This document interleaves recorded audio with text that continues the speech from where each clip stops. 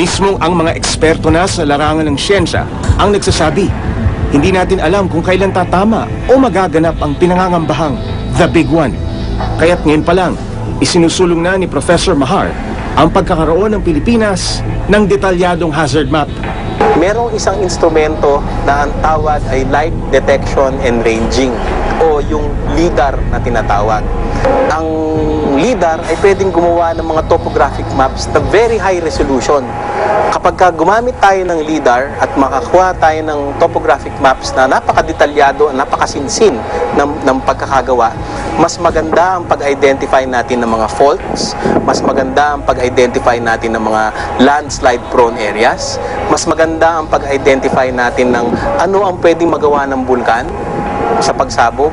Kahit mga napakataas na bundok ay kayang suriin ng instrumentong ito. Yun nga lang may kamahalan. Ang isang instrumento na LIDAR ay mga 100 million, no?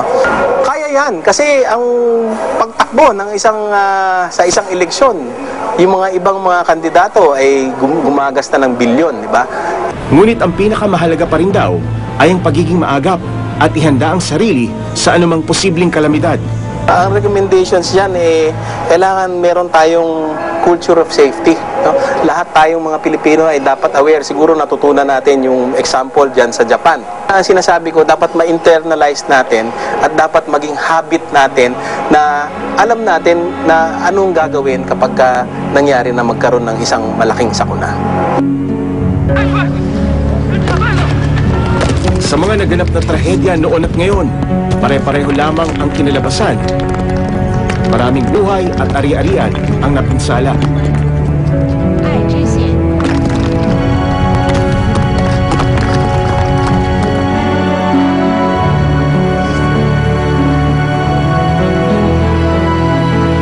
Dahil ang trahedya ay maaring mangyari kanino man. Tayo ba? Handa na.